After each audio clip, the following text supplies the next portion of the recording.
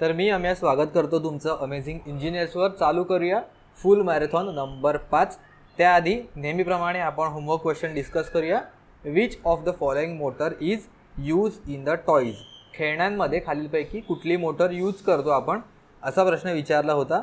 त्याचं करेक्ट उत्तर आहे शेडेड पोल मोटर। बऱ्याच मुलांनी त्याचं करेक्ट उत्तर दिलेलं आहे। तर त्याच्याबद्दल आधी थोडी आपण एक इन्फॉर्मेशन घेऊया। डायग्राम इथे दिलेली आहे, नीट एकदा व्हिडिओ पॉज करून बघा। पण सिन्स आले आपण आता डिस्कस करतो, थोडं एक्स्ट्राची माहिती पण बघून घेऊया। The shaded pole induction motor म्हणजे ही एक इंडक्शन मोटरचा एक प्रकार आहे। Is simply a self starting single phase induction motor. Okay, आता ह्याच्यामध्ये वेगळं काय आहे तर सिंगल फेज जी मोटर असते ती सेल्फ स्टार्टिंग नसते युजुअली जे असतं, त्यामुळे आपण त्याच्यामध्ये कॅपॅसिटर स्टार्ट, कॅपॅसिटर रन अशा प्रकारचे होतं। स्प्लिट फेज आपल्याला प्रोव्हाइड करावं लागतं। पण ह्याच्यामध्ये आपण ही जी शेडिंग पोल म्हणजे ही जी रिंग वापरलेली आहे त्याच्यामुळे ही सेल्फ स्टार्टिंग मोटर आहे ती बनते। Whose one of the poles is shaded by the copper ring. दुसरा क्वेश्चन बनू शकतो की शेडेड पोलमध्ये जी रिंग असते ती कशापासून बनवलेली असते, तर ती कॉपर रिंग असते। ही सेल्फ स्टार्टिंग असते की नसते, तर ती सेल्फ स्टार्टिंग असते। Copper ring is also called as the shaded ring. Okay, this copper ring acts as a secondary winding of the motor, म्हणजे ॲज अ सेकंडरी वाइंडिंग सारखी, आपण ऑक्झिलरी वाइंडिंग ज्याला आपण म्हणतो त्याच्यासारखी ती वर्क करते। The shaded pole motor rotates only in a particular direction and the reverse movement of the motor is not possible. Again हे महत्त्वाचं आहे की ही फक्त एकाच डिरेक्शनमध्ये मूव्ह करू शकते आणि ती दुसऱ्या डिरेक्शनमध्ये मूव्ह करू शकत नाही। ओके, तर ह्याच्यावर पण एक क्वेश्चन बनू शकतो की ह्याचं जे मोमेंटम आहे म्हणजे फिरते ती कशी फिरते, शेडेड पार्टकडून अनशेडेड पार्टकडे की अनशेडेड पार्टकडून शेडेड पार्टकडे। म्हणजे इथे जिथे रिंग नाही आहे तिथून ती रिंगवाल्या डिरेक्शनकडे जाते की रिंगवाल्या डिरेक्शनकडून अपोजिट डिरेक्शनला मूव्ह होते, ते कुठल्या डिरेक्शनला मूव्ह करते ह्याच्यावर सुद्धा एक क्वेश्चन बनू शकतो। ज्यांना माहिती असेल उत्तर नक्की मला कमेंट्समध्ये सांगा। Okay, why the shaded pole induction motor design for the low power rating. ह्याच्यावर तिसरा क्वेश्चन बनेल की शेडेड पोल इंडक्शन मोटरचं पॉवर रेटिंग कशी असते, हाय असते, युनिटी असते, लो असते, अशा प्रकारचं। The power losses are very high in shaded pole induction motor and the power factor of the motor is low. Power factor low असतं आणि त्याच्यामध्ये लॉसेस खूप जास्त असतात। Starting torque induces in the induction motor is very low. त्याचा starting टॉर्कसुद्धा फारच कमी असतो। याच्यावर एक क्वेश्चन बनू शकतो। Because of the following reasons the motor has a poor efficiency. किती पण ह्याच्यावर क्वेश्चन बनू शकतो, 4 लाईनवर, प्रत्येक लाईनवर एक क्वेश्चन येतो बनू शकतो। त्यामुळे ह्याच्यात स्टार्टिंग टॉर्क कमी आहे, ह्याची इफिशियन्सी कमी असते आणि ह्याच्यामध्ये लॉसेस खूप जास्त असतात। त्यामुळे आपण स्मॉलर साईजमध्ये ठेवतो आणि लो पॉवर रेटिंगसाठी त्याला आपण यूज करतो। जेवढे हायलाइटेड पॉईंट आहेत नक्की नोट डाऊन करा तुमच्या बुकमध्ये, जेणेकरून अशा प्रकारचे क्वेश्चन आले तर आपण सॉल्व्ह करू शकतो। चलो स्टार्ट करूया आजची marathon. Which of the following Motors is most commonly employed in hoist crane use in a lifting heavy load. जड भार उचलण्यासाठी खालीलपैकी कुठली मोटर आपण यूज करू शकतो, की हॉइस्ट असेल किंवा क्रेन असेल, तर ह्याचं तुम्हाला उत्तर बऱ्याचदा माहिती असेल की सिरीज मोटर आपण यूज करतो बऱ्याच वेळेला। DC सिरीज मोटर असं बऱ्याच ठिकाणी नाव असेल कारण त्याच्यामध्ये आपल्याला हाय स्टार्टिंग टॉर्क मिळतो इनिशियली, बरोबर। पण येथे सिरीज मोटर कुठेही दिलेला नाही आहे, तर त्यामुळे दुसरा ऑप्शन आपल्याकडे काय राहतो तर 3 फेज इंडक्शन मोटर किंवा स्लिप रिंग इंडक्शन मोटर हे त्याचं करेक्ट उत्तर येऊ शकतो। जो स्टेपर मोटर असतो ते स्पेसिफिक स्टेप्समध्ये तोच फिरतो। सिंक्रोनस मोटरमध्ये एक कॉन्स्टंट स्पीडवर राहतो आणि जी स्प्लिट फेज इंडक्शन मोटर आहे ती तेवढ्या पॉवरने हेवी लोड घेऊ शकत नाही। त्यामुळे 3 फेज इंडक्शन आणि specifically slip ring induction motor आपण त्याच्यासाठी यूज करतो। इंडक्शन मोटर आपण ऑलरेडी BMC JEEच्या प्लेलिस्टमध्ये छानपैकी डिस्कस केलेलं आहे, आवर्जून व्हिडिओ बघा, तुम्हाला अख्खं इंडक्शन मोटर आहे ते क्लिअर होईल। पुढचा प्रश्न आहे 3 phase induction motor works on the principle of. कुठल्या इंडक्शन मोटर ती कुठल्या प्रिन्सिपलवर चालते, self induction, Biot Savart law, mutual induction की एम्पियर्स लॉ। ओके, हे बघा तुम्हाला जरी माहिती नसेल ना काही क्वेश्चन तर एक कॉमन सेन्स आपण वापरू शकतो। त्याला नाव कारणामुळे दिलं असेल ना 3 फेज इंडक्शन मोटर, तर त्याचं नावातच इंडक्शन आहे म्हणजे ती इंडक्शन प्रिन्सिपलवर वर्क करेल। जर तुम्हाला माहिती नसेल, टिक करायचं असेल तर ह्या दोनमध्येच तुम्ही टिक करून यायला पाहिजे, असं ऑप्शन एलिमिनेशन थ्रू आपण करू शकतो। म्हणजे आपले चुकायचे चान्सेस आपण एक्झाममध्ये कमी करून येतो। ओके, त्याच्यापैकी काय उत्तर करेक्ट येऊ शकतं, सेल्फ इंडक्शन की म्युच्युअल इंडक्शन, तर म्युच्युअल इंडक्शन ह्याचं करेक्ट उत्तर येईल। त्याच्यामध्ये स्टेटरमध्ये वाइंडिंग असते आणि रोटरमध्ये सुद्धा वाइंडिंग असते किंवा रोटरमध्ये रोटर बार्स असतात. तर जेव्हा ह्याच्यामधून आपण सप्लाय देतो स्टेटरला तेव्हा ती मॅग्नेटिक फील्ड जनरेट होते आणि ती एअर गॅपमधून पास होऊन रोटरमधल्या वाइंडिंगमध्ये ती इंड्यूस होते आणि त्याच्यामुळे त्याच्या दोघांचं म्युच्युअल इंडक्शनमुळे इंडक्शन मोटर आहे ती फिरायला लागते. त्याचं डिटेलमध्ये वर्किंग प्रिन्सिपल मी डिस्कस केलेलं आहे. आवर्जून बघा ती व्हिडिओ, मी वरती पाहिजे आय बटनवरती प्रोव्हाइड करेन. Okay. Which among the following is the purpose of using damper winding in alternator. अल्टरनेटरमध्ये डॅम्पर वाइंडिंग काय असेल तर बऱ्याच मुलांनी पहिल्यांदा ऐकलं असेल की बाबा हे नक्की डॅम्पर वाइंडिंग काय आहे. तर त्यांच्यासाठी मी सांगतो, हे तुमच्याच बुक्समध्ये आहे, नेहमीच्या बुक्समध्ये सुद्धा हे दिलेलं आहे. सिंक्रोनस मोटर या चॅप्टरमध्ये मी ॲज इट इज तिथूनच ॲक्च्युली स्क्रीनशॉट घेतलेले आहेत. तर सिंक्रोनस मोटर सगळ्यात पहिल्यांदा काय आहे तर सिंक्रोनस मोटर ही सेल्फ स्टार्टिंग होत नाही. म्हणजे ही सेल्फ स्टार्ट होत नाही म्हणजे सिंक्रोनस मोटर स्वतःहून चालू होत नाही. जशी इंडक्शन मोटर स्वतःहून स्टार्ट होते, म्हणजे सप्लाय दिल्या दिल्या स्टार्ट होते, तसं सिंक्रोनस मोटर होत नाही. तर तिला चालू करण्याच्या टोटल 3 पद्धती आहेत. एक तर पोनी मोटर वापरून, म्हणजे एक्सटर्नल एक मोटरच्या सहाय्याने आपण त्याला रोटेट करू शकतो. त्यानंतर डॅम्पर वाइंडिंग वापरून आणि तिसरं म्हणजे सिंक्रोनाइज करून. या 3ही मेथड आपल्याला बुकमध्ये दिलेल्या आहेत आणि त्याच्यापैकी डॅम्पर वाइंडिंग वापरून हे याच्यापैकी एक ऑप्शन आहे. म्हणजे जी आपली सिंक्रोनस मोटर आहे त्याला सेल्फ स्टार्टिंग बनवण्यासाठीची एक मेथड आहे. कुठे असते हे, हा जो रोटर दिसतोय आपल्याला त्याचे जे पोल्स आहेत, म्हणजे सॅलियंट पोल रोटर इथे त्यांनी कन्सिडर केलेला आहे. 2 टाईपचे रोटर असतात, एक असतो सिलेंड्रिकल आणि दुसरा असतो salient pole. Okay. Salient pole म्हणजे असे त्याचे पाय असे बाहेर आलेले आपल्याला दिसतात, हे असतात सेलियंट पोल्स. तर damper winding squirrel cage winding सारखी असते, ज्यामध्ये पोल शूमध्ये हा असतो पोल आणि पोलचा शू म्हणजे पोलची चप्पल ज्याला आपण म्हणू शकतो, म्हणजे बॉटम साईडला हे जर त्याचा हेड पकडला तर ह्याच्या बॉटम साईडला इथे पोलच्या शूमध्ये कॉपर जडलेले असतात आणि दोन्ही बाजूने ते शॉर्ट सर्किट केलेले असतात. म्हणजे हे जे कॉपर बार्स आहेत ते आपण एंड रिंगने शॉर्ट सर्किट करतो, जेणेकरून इंडक्शन मोटर कसं वर्क करते त्या हिशोबाने ही वर्क करते. म्हणजे स्वतःहून ह्याला ॲज अ इंडक्शन मोटरसारखं आपण त्याला चालू करायचा प्रयत्न करतो. तर ह्याचं करेक्ट उत्तर काय येईल, to boost the speed of alternator नाही, हंटिंग इफेक्ट नाही, to reduce the armature reaction effect नाही, to provide the starting torque. म्हणजेच स्टार्टिंग टॉर्क प्रोव्हाइड करणे म्हणजेच त्याला सेल्फ स्टार्ट करण्यासाठी मदत करणे. ओके. बघूया पुढचा प्रश्न. स्वतःहून आधी ट्राय करत जा, व्हिडिओ पॉज करून उत्तर येतं आहे की नाही येतं आहे ते. In a power generation plant the power is always generated at dash. Generation प्लांटमध्ये जी पॉवर जनरेट होते त्याच्या कॅरेक्टरिस्टिक्सबद्दल विचारलं आहे, फ्रिक्वेन्सी आणि करंट की व्होल्टेजबद्दल. तर कसं असतं, पॉवर जनरेशन जे असतं ते आपल्याला नेहमी एका फिक्स फ्रिक्वेन्सीवर लागतं. ओके. त्यामुळे हा व्हेरिएबल फ्रिक्वेन्सीवाला ऑप्शन तर येणार नाही, या 3 पैकीच येईल. आणि आपल्याला नेहमी व्होल्टेज जे असतं जनरेट करतो ते आपल्याला नेहमी माहिती असतं, करंट आपल्याला कधीच माहिती नसतो. करंट टोटली डिपेंड करतो तुमचा लोड आपण काय यूज केलेला आहे त्याच्यावर. त्यामुळे मोस्टली आपण जे इक्विपमेंट पण बघतो, कुठले आपल्या घरचे जे अप्लायन्सेस असतील त्याची व्होल्टेज रेटिंग वगैरे दिलेली असते, त्याची करंट रेटिंग तुम्हाला कधी दिसणार नाही किंवा फार रेअरमध्ये तुम्हाला दिसून येतील. पण त्यामुळेच हेच कारण आहे की व्होल्टेज किती असतात. आपल्या घरीसुद्धा किती व्होल्टेज येतं तर 230 वोल्ट AC येतं. कोणी विचारतं का ह्याच्यामध्ये करंट किती असतो, ते करंटची रेटिंग आपल्याला नाही माहिती असते, कारण करंट टोटली डिपेंड करतो तो लोड जो लावतो तो स्वतः किती डिमांड करतो त्या हिशोबाने जो करंट आहे तो ड्रॉ केला जातो. राईट. त्याच्यामुळे फिक्स फ्रिक्वेन्सी लागते आणि सोबतच आपल्याला कॉन्स्टंट व्होल्टेज लागतं. जेवढं व्होल्टेज कॉन्स्टंट असणं तेवढं चांगलं, अंडर व्होल्टेज ओव्हर व्होल्टेजचे प्रॉब्लेम्स येणार नाही. पुढचा प्रश्न आहे, ऑटो ट्रान्सफॉर्मर हॅज. ओके. थोडा क्वेश्चन चांगला आहे, ट्रिकी होऊ शकतो जर तुम्हाला माहिती नसेल तर 2 प्रकारचे ट्रान्सफॉर्मर असतात मेन. एक असतो 2 वाइंडिंग ट्रान्सफॉर्मर आणि एक असतो ऑटो ट्रान्सफॉर्मर. 2 वाइंडिंग ट्रान्सफॉर्मर म्हणजे नावातच आहे की त्याच्यामध्ये 2 सेपरेट वाइंडिंग असणार, एक प्रायमरी वाइंडिंग आणि एक सेकंडरी वाइंडिंग.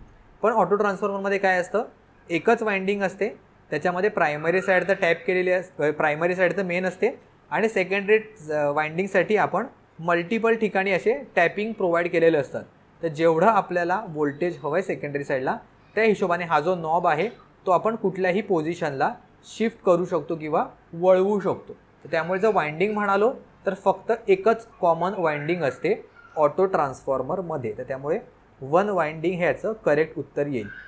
पुढचा प्रश्न आहे, in a transformer the energy is transferred from primary to secondary winding through the medium of. Okay, ट्रान्सफॉर्मरमध्ये प्रायमरी टू सेकंडरी वाइंडिंगमध्ये जे काही एनर्जी ट्रान्सफर होते ती कशामुळे होते? लिकेज करंटमुळे, मॅग्नेटिक फ्लक्समुळे, एअरमुळे की लिकेज फ्लक्समुळे. तर जो कोअर असतो त्याच्यामधून मॅग्नेटिक फ्लक्सच्या सहाय्याने प्रायमरीकडून सेकंडरीकडे जे व्होल्टेज आहे ते इंड्यूस केलं जातं. ओके, आता एकदम डिटेलमध्ये आपण जाणार नाही आहे, पण याच्यातले क्वेश्चन्स आहेत आपण डिस्कस करतो. ओके, एकदम वर्किंग प्रिन्सिपलमध्ये नाही जाऊ शकत आपण, नाही तर आपले क्वेश्चन्सच कवर होणार नाही. सोपा प्रश्न होता, जे जे कठीण असेल ते मी नक्कीच तुम्हाला एक्सप्लेन करून सांगेन.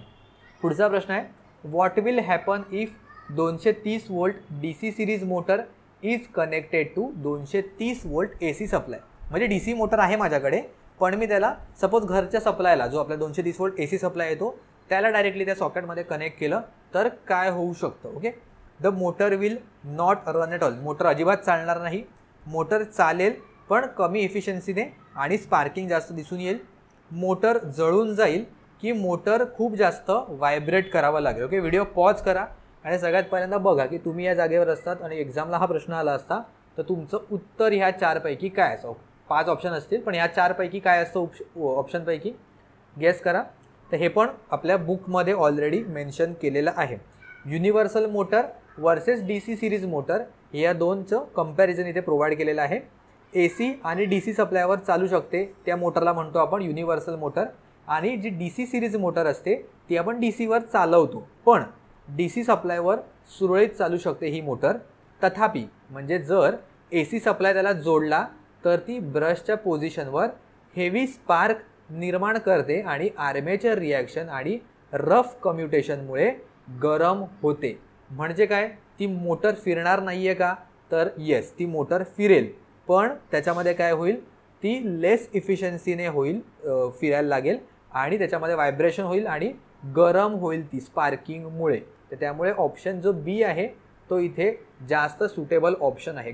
बर्न होईल असं आपण डायरेक्टली नाही म्हणू शकतो, पण कम्युटेशनमुळे जे रफ कम्युटेशन आहे त्याच्यामुळे गरम होईल, त्याची इफिशियन्सी आहे ती कमी होईल, स्पार्किंग आपल्याला जास्त दिसून येईल. ओके, हे बघा, हे जे नेहमीचं बुक आहे सेकंड इयरचं त्याच्यामध्ये हे क्लिअर कट मेन्शन केलेलं आहे. बघा, युनिव्हर्सल मोटरच्या बाबतीत आणि ह्याच्याच डायग्रामच्या खाली तिथे दोघांचा डिफरन्स जो हा चार्ट आहे तो प्रोव्हाइड केलेला आहे. म्हणजे याचा अर्थ तुमच्या पुस्तकातलंच आहे, पुस्तकाव्यतिरिक्तचे क्वेश्चन्स मी काही इथे डिस्कस करत नाही. ITI लेवलचेच आहेत, एकदम हेवी लेवलला आपण जात नाही. जसे एक्झामला विचारतो तेच आपण डिस्कस करतो. पुढचा प्रश्न बघूया. Which of the following according to fundamentals of electrical energy is incorrect about alternating current. खालीलपैकी AC आपलं करंट असतो ना, अल्टरनेटिंग करंट, त्याच्या बाबतीत काय अयोग्य आहे, इनकरेक्ट आहे असा प्रश्न विचारला. ओके, बघा एकदा 4 ऑप्शनमध्ये. Frequency is 0. फ्रिक्वेन्सी 0 असते का अल्टरनेटिंग करंटची? नाही. Magnitude changes with the time. Okay, हे आहे बरोबर, म्हणजे मॅग्निट्यूड टायमासोबत चेंज होतं, मान्य आहे. Can be transported to larger distances with the less loss in power. Yes, alternating करंटच्या हेल्पने आपण व्होल्टेज वाढवू शकतो, बिकॉज इथे आपला ट्रान्सफॉर्मर पिक्चरमध्ये येतो. ट्रान्सफॉर्मर पिक्चरमध्ये आल्यामुळे आपण व्होल्टेज येथे खूप जास्त प्रमाणात वाढवू शकतो, जेणेकरून लॉसेस आहेत ते कमी होतात. आणि फ्लोज इन बोथ डिरेक्शनमध्ये अल्टरनेटिंग करंट आहे तो पॉझिटिव्ह सायकल पण असतो, निगेटिव्ह सायकल पण असतो, आणि तो बोथ डिरेक्शनमध्ये फ्लो करू शकतो. त्यामुळे हे तिन्ही ऑप्शन आपले जे स्टेटमेंट्स आहेत ते करेक्ट आहेत, पण आपल्याला प्रश्नात इनकरेक्ट विचारलं असल्यामुळे आपला जो ऑप्शन ए आहे तो करेक्ट उत्तर येईल इकडे. ओके, ही आहे आपली अल्टरनेटिंग करंटची डायग्राम. माहिती आहे सगळ्यांना, तरीसुद्धा मी ते टाकली कारण छान दिसेल. बघूया 9वा प्रश्न. How many cycles will an AC signal make in 2 seconds if its frequency is 100 Hz. Okay, इंग्लिशमध्ये नाही कळलं, मराठीत बघूया. जर AC सिग्नलची वारंवारता म्हणजे फ्रिक्वेन्सी जर 100 Hz असेल तर तो 2 सेकंदात किती सायकल्स किंवा चक्र पूर्ण करेल. ठीक आहे, चलो, अजून पण कळत नाही आहे काय करायचं, बघूया एक एक करत. सगळ्यात पहिल्यांदा दिलं सिग्नलची फ्रिक्वेन्सी म्हणजे वारंवारता 100 Hz आहे. Frequency is equal to 100 Hz. Okay, आणि त्याच्यावर आपण टाईम पिरियड काढू शकतो का? येस, टाईम पिरियड काढू शकतो. T is equal to 1/f असतो, बरोबर. 1/f म्हणजे 1/100. हा किती होईल? 0.01 सेकंड एवढं त्यांनी म्हटलं. आता ह्यांनी लिहिलं इथे, तर तो 2 सेकंदात किती चक्र पूर्ण करेल. म्हणजे हे काय असतं, टाईम पिरियड म्हणजे एक सायकल कंप्लीट करायला लागणारा वेळ. एक सायकलसाठी मला किती टाईम लागतोय, T is time period. Okay, एक सायकल कंप्लीट करायला मला 0.01 सेकंड लागत आहेत, तर मला 2 सेकंदामध्ये किती चक्र मी पूर्ण करू शकतो. तर नंबर ऑफ सायकल्स लिहितो मी इथे. Number of cycles is equal to 2 भागिले 0.01 म्हणजे हा किती होईल, 2 भागिले 1 गुणिले 100 which is equal to 200 cycles तो त्याच्या कंप्लीट करेल. ओके, हीच मी डायरेक्टली एका फॉर्म्युलामध्ये इथे प्रोव्हाइड केलेलं आहे. Number of cycles is given by F गुणिले टी. पण सगळेच फॉर्म्युले पाठ करत बसण्यासाठी मी सांगणार नाही. त्याच्यामुळे आपल्याला फंडामेंटल काय आहे ही गोष्ट माहिती पाहिजे की टाईम पिरियड म्हणजे काय असतो. तर एक सायकल कंप्लीट करण्यासाठी लागणारा जो वेळ असतो त्याला आपण म्हणतो टी किंवा टाईम पिरियड. आणि ह्याचंच आपल्याला कळलं की हा जो टाईम पिरियड आहे तो 0.01 सेकंड आहे. तर असे 200 सायकल कंप्लीट करायला त्याला 2 सेकंदच लागतील फक्त, एवढा वेळा तो कंप्लीट करेल. जाऊया पुढच्या प्रश्नाकडे. जमिनीचा प्रतिकार अशा प्रकारे डिझाईन केला पाहिजे की, म्हणजे ग्राउंडिंगचा रेजिस्टन्स आहे तो कसा असायला पाहिजे, as low as possible, as high as possible, should always be 0 आणि नन ऑफ द अबव. तो जो ग्राउंडचा रेजिस्टन्स आहे तो नेहमी जितका कमीत कमी असेल तितका चांगला आहे. नेहमी 0 करणं पॉसिबल होणार नाही आणि तेवढं शक्यच नाही आहे, कारण तो नेहमी बदलत असतो हवामानानुसार किंवा जेवढा पाण्याचा अंश असेल त्या हिशोबाने गोष्टी चेंजेस होतात. पण जेवढा कमीत कमी असेल तेवढा आपल्यासाठी चांगला, जेणेकरून काय होतं, जर काय फॉल्ट वगैरे आला तर तो इझिली ग्राउंडमध्ये निघून जाईल. प्रश्न 11 आहे, what is the name of tool shown in the figure. Okay, video pause करा आणि बघा ह्याचं उत्तर काय आहे. कधी कधी डायरेक्टली असा तुम्हाला डायग्राम देऊन टूल्सच्या बाबतीत वगैरे विचारला जाऊ शकतो प्रश्न. ठीक आहे, तर ह्याचं करेक्ट उत्तर काय आहे, तर हँड क्रिम्पिंग प्लायर. म्हणजे आपल्याला क्रिम्प करायचं असेल कुठली केबल, म्हणजे केबलच्या स्टार्टिंगला जे आपल्याला असे लग्स वगैरे लावायचे असतील, कुठे फिटिंग वगैरे करण्यासाठी, कुठे सॉकेटमध्ये वगैरे टाकायचे, असे डिफरंट प्रकारचे लग्स असतात. तर इथे आपल्याला कॉपरचे वायर्स वगैरे ते दिसतात, राईट. तर हे क्रिम्पिंग करण्यासाठी आपण हे जे क्रिम्पिंग टूल असतं ते वापरतो. क्रिम्पिंग म्हणजे हे जे टाईट करतो या केबलला त्याला आपण म्हणतो क्रिम्प करणे. पुढचा प्रश्न आहे, which material is use for the construction of the power transformer core. ट्रान्सफॉर्मरचा जो कोर आहे तो कुठल्या मटेरियलपासून बनवला जातो, डायग्राम दिलेली नसणार तुम्हाला. ठीक आहे, पण इथे काय प्रोव्हाइड केली ते दिलेलं लॅमिनेटेड स्टील कोर. चलो, तर ह्याच्यावरून तरी आपण हिंट घेऊया की स्टीलचा कोर असेल. पण आता गडबड काय झाली की ऑप्शनमध्ये तर 3 कोर आहेत स्टीलचे. माइल्ड स्टील आहे, हाय कार्बन स्टील आहे आणि सिलिकॉन पण स्टीलच आहे. कॉपर तर नक्कीच नसणार. तर ते ह्या तिघांपैकी काय असू शकतो उत्तर, तर ह्याचं करेक्ट उत्तर आहे सिलिकॉन स्टील. हे सुद्धा आपल्या पुस्तकांमध्येच क्लिअर कट मेन्शन केलेलं आहे. जर तुम्ही पुस्तकच फक्त शांतपणे वाचलं तरीसुद्धा बरेच तुमचे क्वेश्चन्स आहेत ते सॉल्व्ह होतील. लॅमिनेशन सिलिकॉन स्टील यापासून लॅमिनेटेड कोर आहेत ते तयार करतात. लॅमिनेशन म्हणजे हे असे पातळ शीट्स जे आहेत ते बनवतात. तर हे कशापासून बनवतात, तर सिलिकॉन स्टीलपासून बनवतात, ज्याच्यामध्ये अंदाजे मिश्र धातूचे प्रमाण 3% सिलिकॉन असतं आणि 97% आयन म्हणजे लोह असतं. ओके, तर ह्या गोष्टी आहेत, छोटे पॉईंट्स आहेत, पण याच्यावरच प्रश्न विचारले जातात. पुढचा प्रश्न आहे प्रश्न number 13. Fleming's left hand rule does not indicate. फ्लेमिंगचा डाव्या हाताचा जो नियम आहे तो काय दर्शवत नाही. नॉट इंडिकेट विचारले. Direction of the current flow दर्शवतो का, दर्शवतो. व्होल्टेज दर्शवतो का, नाही. मॅग्नेटिक फ्लक्स दर्शवतो आणि मोशन ऑफ द कंडक्टर दर्शवतो. ओके, हे मी डायरेक्टली सांगत नाही, डायग्रामच्या मदतीने पण इथे दाखवतो. करंट, हे बघा, डिरेक्शन ऑफ फोर्स म्हणजे कुठल्या दिशेने तो आहे, मोशन ऑफ द कंडक्टर दाखवतो. मॅग्नेटिक फील्ड दाखवतो आणि direction of current. Force, magnetic field आणि करंट. करंट आहे, मॅग्नेटिक फ्लक्स, मॅग्नेटिक फील्ड आणि मोशन म्हणजे त्याची दिशा, फोर्स तो दर्शवतो. पुढचा प्रश्न एकदम सोप्पा. DOL starter is use for Motors having capacity. ह्याच्यामध्ये जो नेहमी छोटा ऑप्शन असेल तो सिलेक्ट करावा. कधी तुम्हाला काही ठिकाणी 3 HP मोटरला सुद्धा दिलं असेल तर त्यावेळेला ते उत्तर तुम्ही करेक्ट देऊ शकता. तर ह्याच्यामध्ये लेस दॅन 5 HP जनरली उत्तर आपल्याला करेक्ट दिसून येतं. पुढचा प्रश्न आहे, the form factor of the sinusoidal waveform is. हा फेवरेट क्वेश्चन आहे, बऱ्याचदा विचारला जातो. एकदा सायनोसॉइडलचा विचारतील किंवा तुम्हाला स्क्वेअर वेव्हफॉर्मचा विचारण्यात येईल. तर ह्याची दोन्ही उत्तर आपल्याला माहिती पाहिजेत. ह्याच्यासाठी हा चार्ट प्रोव्हाइड करतो. हवं तर स्क्रीनशॉट काढून स्वतःच्या फोनमध्ये ठेवून द्या. साईन वेव्हफॉर्मचा फॉर्म फॅक्टर असतो 1.11. ओके, पहिला असतो स्क्वेअर वेव्हफॉर्म, त्यानंतर साईन वेव्हफॉर्म आणि त्यानंतर ट्रँग्युलर वेव्हफॉर्म. लक्षात कसं ठेवायचं, स्क्वेअर वेव्हफॉर्म पण नॉर्मल आहे बरोबर. ह्याला आपण थोडंसं इथून चकाचक असा शेप दिला तर तो सायनसॉइडल वेव्ह येतात. ह्याचे जे एजेस आहेत ते आपण असे स्मूथ केले तर सायनसॉइडल वेव्ह मिळतात. आणि ह्याला आता परत आपल्याला अजून थोडंसं कट केलं, शार्प केलं, इथून अजून असं थोडंसं कटिंग केली तर आपल्याला ट्रँग्युलर वेव्हफॉर्म मिळते. तर त्यामुळे ह्याचं जी व्हॅल्यू असेल ती एक तर एसेंडिंग ऑर्डर किंवा डिसेंडिंग ऑर्डरमध्ये तुम्हाला मिळेल. जसा फॉर्म फॅक्टर आहे हा इथपासून इथपर्यंत वाढत जातो. क्रेस्ट फॅक्टर किंवा ज्याला पीक फॅक्टर म्हणतो त्याची व्हॅल्यूसुद्धा इथे वाढत जाते. ॲव्हरेज व्हॅल्यू आहे ती कमी होत जाते आणि जी RMS व्हॅल्यू आहे तीसुद्धा कमी होत जाते. तर सगळेच तुमच्या इथला इथे विचारलेले आहे. टोटल 1 2 3 4 आणि 4 त्रिक 12 प्रश्नांची उत्तरं तुमची या एकाच टेबलमध्ये प्रोव्हाइड केलेली आहेत. ठीक आहे, असेच क्वेश्चन्स आपण आपल्या टेस्ट सिरीजमध्ये सुद्धा कव्हर केलेले आहेत. तर ज्यांना इंटरेस्ट आहे तुम्ही नक्की घेऊ शकता. बऱ्याच मुलांना त्याचा फायदासुद्धा झालेला आहे. ऑलरेडी महापारेषणच्या एक्झाममध्ये मुलांचे जे सिलेक्टेड मुलांचे जेवढे मला व्हिडिओ बनवण्याच्या आधी जस्ट मिळाले तेवढे याचे पुट केले. असे बरेच मेसेजेस मला आलेले, व्हॉट्सअपवर सुद्धा आलेले, टेलिग्रामवर पण आलेले आणि आपला कमेंट सेक्शनमध्ये सुद्धा भरपूर जणांनी पर्सनली स्क्रीनशॉट काढून मला पाठवले, मेसेजसुद्धा केलेले आहेत. तर हे आपले टेस्ट सिरीजमधलेच स्टुडंट आहेत ज्यांना आपला टेस्ट सिरीजचा फायदा झालेला आहे.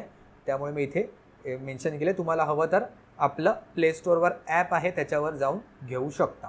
घेऊया पुढचा प्रश्न. And reactive power in an AC circuit is given by the expression. कुठली आहे नीट बघा. रिॲक्टिव्ह पॉवर विचारलेली आहे. टोटल 3 प्रकारच्या पॉवर असतात. ओके, मी ते टेबलवर टाकले का? ठीक आहे, नाही टाकले.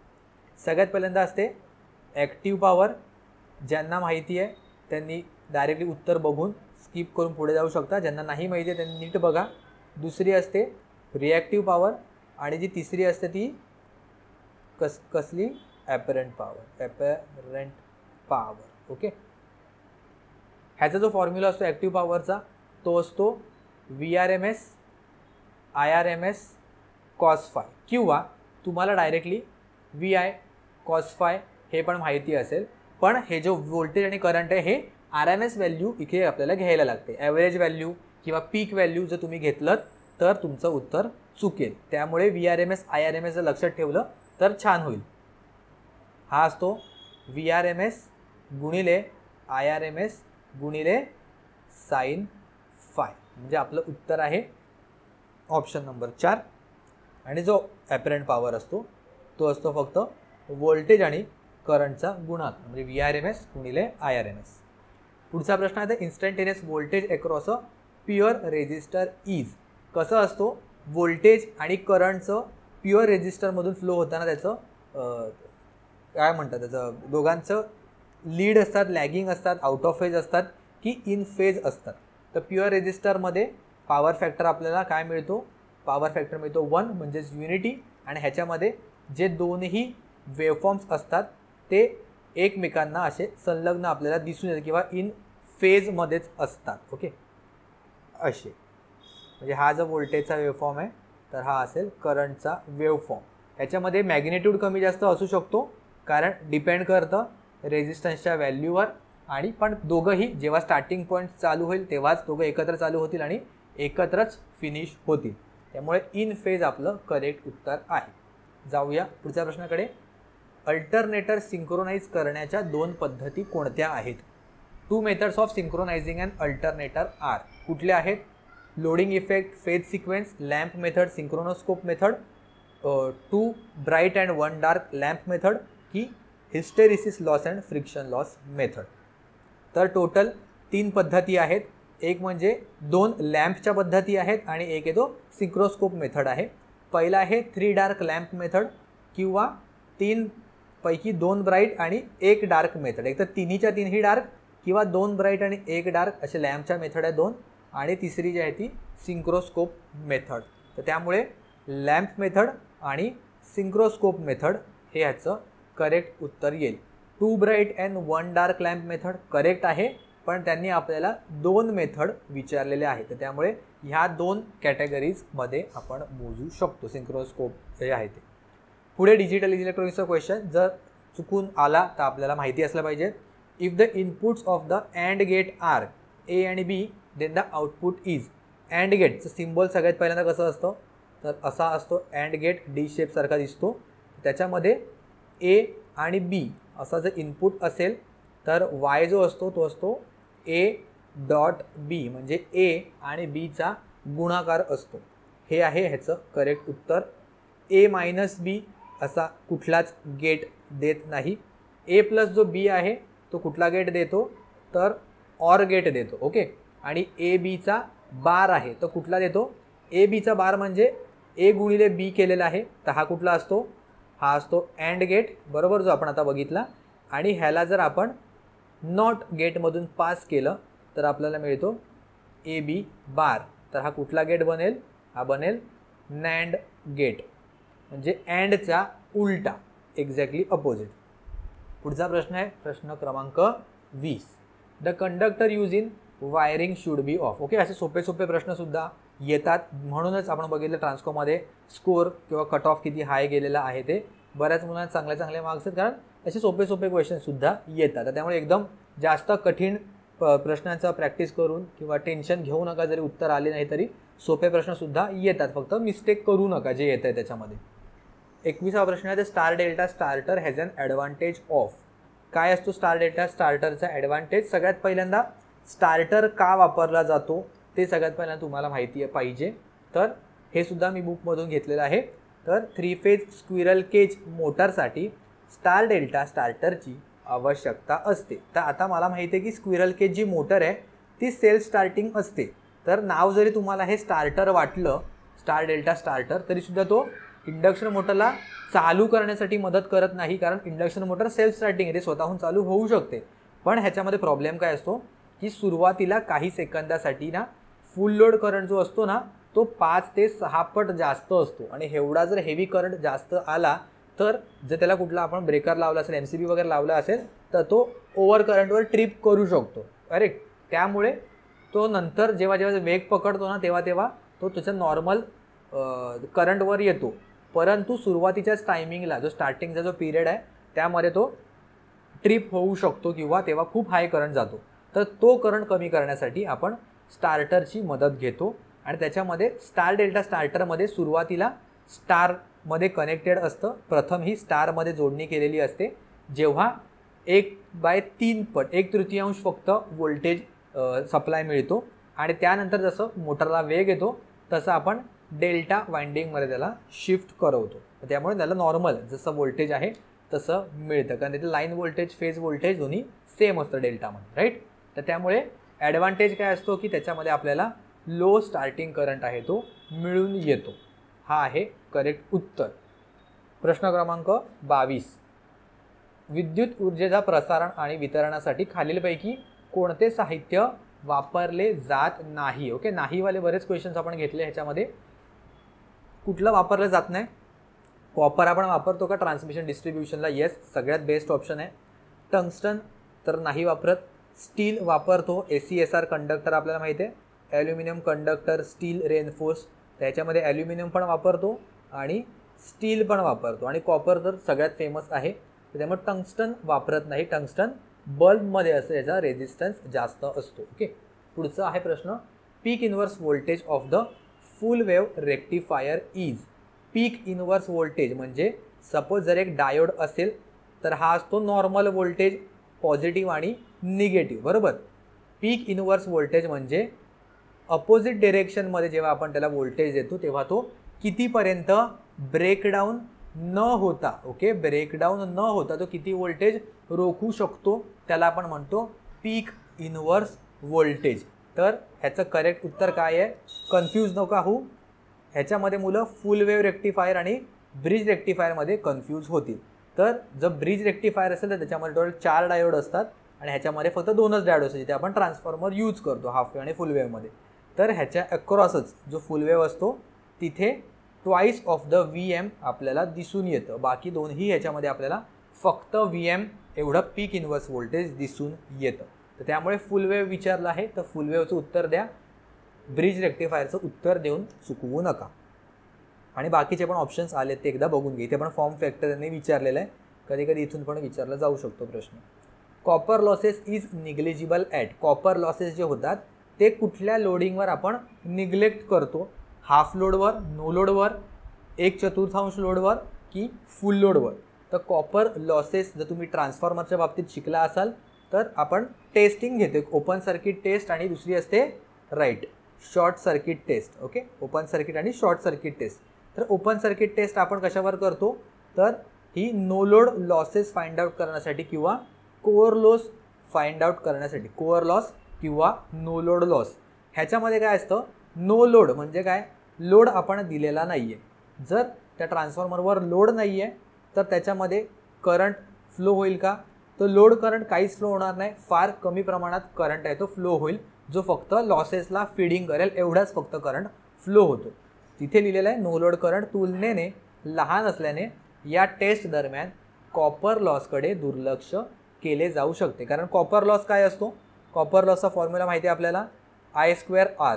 जर करंटची व्हॅल्यू फारच कमी असेल तर ती निग्लिजिबल म्हणजे नगण्य होऊन जातो. त्यामुळे ओपन सर्किट टेस्ट किंवा नो लोड टेस्ट जे आपण म्हणतो त्यावेळेला आपल्याला कॉपर लॉसेस अगदी निग्लिजिबल मिळतात.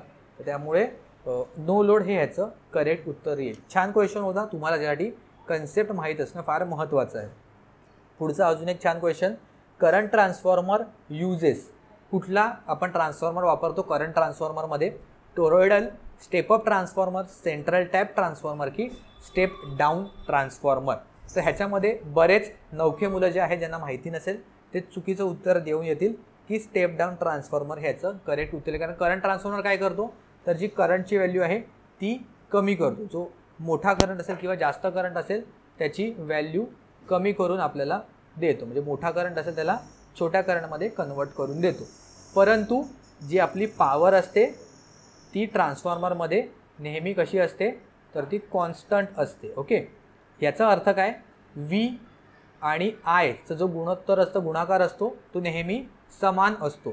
तर जर मी व्होल्टेजची व्हॅल्यू प्रायमरीकडून सेकंडरीकडे व्हॅल्यू व्होल्टेजची कमी केली आणि ट्रान्सफॉर्मरमध्ये पॉवर माझा कॉन्स्टंट असतो, तर याचा अर्थ जर करंट कमी होतो आहे तर व्होल्टेज वाढायला पाहिजे. कुठून कुठे? प्रायमरीकडून, हे आहे प्रायमरीकडून सेकंडरीकडे. जर करंट कमी होतो आहे तर प्रायमरीकडून सेकंडरीकडे जो जाणारा व्होल्टेज आहे त्याची व्हॅल्यू वाढते. याचा अर्थ जो आपला ट्रान्सफॉर्मर असणार आहे तो स्टेप डाऊन ट्रान्सफॉर्मर नाही आहे तर स्टेप अप ट्रान्सफॉर्मर आहे. कारण स्टेप अप आणि स्टेप डाऊन आहे ते व्होल्टेजवर डिपेंड करतं, करंटवर डिपेंड करत नाही. ठीक आहे, हा असा असतो. जर तुम्ही बघितलं असेल हा असतो प्रायमरी कंडक्टर. म्हणजे नंबर ऑफ द टर्न्स मी इथे पकडले तर N ची व्हॅल्यू इथे मला 1 दिसते, N1 ची व्हॅल्यू, आणि N2 ची व्हॅल्यू जे काय असेल ते कन्सिडर करूया. सपोज 500 टर्न्स आहे म्हणजे 500:1 एवढा मला तो करंटची व्हॅल्यू कमी करून देणार. हे आहे I1:I2चा रेशो. ओके, त्यामुळे ह्याच्यामध्ये चुकू नका. 25 क्वेश्चन आपले कंप्लीट झालेले असेल. आय होप तुम्हाला क्वेश्चन्स आवडले असतील. डिटेलमध्ये आपण डिस्कस केलेले आणि बऱ्याच टाईपचे क्वेश्चन डिस्कस केलेले आहेत. पण होमवर्क क्वेश्चन आहे तो ह्या रिलेटेडच आहे. आणि करंट ट्रान्सफॉर्मरमध्ये प्रायमरी नंबर ऑफ टर्न्स कसे असतात हे तुम्हाला समजण्यासाठीच आम्ही आधीचा क्वेश्चन आहे तो डिस्कस केला होता. तर ह्या क्वेश्चनचं कोणाचंही उत्तर मला चुकीचं येता कामा नाही. नसेल समजलं तर परत एकदा आधीचा क्वेश्चन बघा, म्हणजे तुमचे डाऊट जे काय असतील ते होतील क्लिअर. ओके, तुमचा स्कोर काय आहे ते मला खाली कमेंट्स करून सांगा. 25 पैकी बरेच मुलं कमेंट करत नाही आहेत. जेवढं तुम्ही कराल कमेंट मला समजेल की तुमचा काय काय कमी होतं आहे. त्या हिशोबाने आपण डिस्कस करूया पुढे. नोट्स वगैरे मी जसे टाईम मिळेल त्या हिशोबाने अपलोड करेन. नेक्स्ट व्हिडिओ जसे जसे अपलोड होईल त्या अकॉर्डिंग आधीचे जे काय मटेरियल आहे ते आपला ॲपवर अपलोड होईल असिस्टंट टेक्निशियन नोट्समध्ये. ठीक आहे, तर आय होप तुम्हाला आजचा व्हिडिओ आवडली असेल. तर नक्कीच पुढचे व्हिडिओ जे आहे ते बघा, जेणेकरून तुम्हाला येणाऱ्या एक्झाममध्ये त्याचा फायदा होऊ शकतो. ठीक आहे, चलो फिर आजच्या व्हिडिओमध्ये एवढंच. भेटूया आपण पुढच्या व्हिडिओमध्ये नवीन मॅरेथॉनसोबत.